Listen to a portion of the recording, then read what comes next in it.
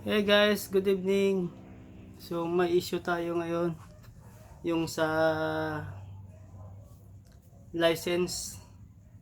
So malapit na daw maubos ang card ng license. So ang pag naubos yon, yung makakuha mo na lang yung papel. So pag ano ka ngayon, pag nag-renew ka o kaya nagpalit ka ng restriction mo, abang-abang na lang kung ano makuha mo. Yung swerte ka na lang kung ano makuha mo yung card. Kung wala na, di temporary ano lang muna, yung parang papel. So paano kung ano, wari pupunta ka ng ibang bansa? So siyempre kailangan mo ng card talaga. So paano yun? Pag nagpalit ka ng ano, ng restriction, tas yung nakuha mo is papel. Ngayon, problema ka kasi pupunta ka ng ano ibang bansa Ngayon, nag-abroad ka. Tapos kailangan mo ng lisensya doon kasi kunwari mag-drive ka ng ano doon, sasakyan. So, yun ang magiging problema doon. Pag naubusan ka ng ano, card. So, wag naman sana, no. So, siguro bago kayo mag renew o kaya magpalit ng ano, restriction, magtanong muna kayo kung anong makukuha nyo, kung meron bang card. Pwede naman yun magtanong muna kayo kung may card. Idea lang, payo ko lang sa inyo para hindi kayo mahirapan.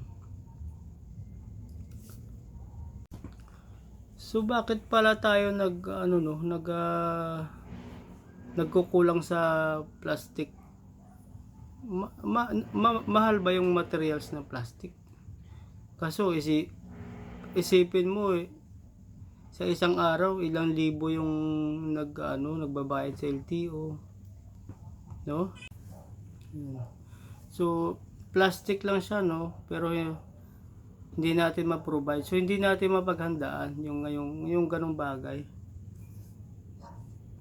Napakarami namang nagbabayad sa LTO. Ang makin mo isang tao nasa 1,000, no. Tapos libo-libo yung nagbabayad sa LTO. Pero hindi nila mapaghandaan yung ganung bagay na mawawalan pala tayo ng card. Naisip ko tuloy, mahal ba yung material na yun? Imported ba yun? Saan nakukuha? So yun, parang gusto ko magtrabaho sa LTO kasi curious lang ako bakit tayo naubusan ng ganun. Marami na yung, kung isipin mo, marami tayong pondo. Kasi isipin mo, isang araw ilan yung nagbabayad sa LTO. Baka basta hindi natin masabi, pero malaki ang pera ng LTO. Pero hindi tayo makapag-provide. Kinukulang pa tayo. So kasi wala naman problema, kaso lang magkakaproblema ka sa kunwari tulad niyan, pupunta ka ng ibang bansa, tapos yun ang ibibigay sa yung card. So it means magpapagawa ka na naman dun sa ibang bansa. Napakamahal ng dun, license sa ibang bansa, mahal. Tapos mag-training ka pa uli, di ba?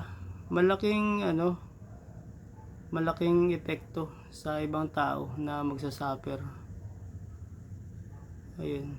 So sana pray natin na huwag maubusan ng plastic na license para sa ating kababayan. Kasi hindi natin mawasan talaga, merong aalis Tulad ngayon, marami nag-abroad. Maraming aalis, kailangan nila ng license nun.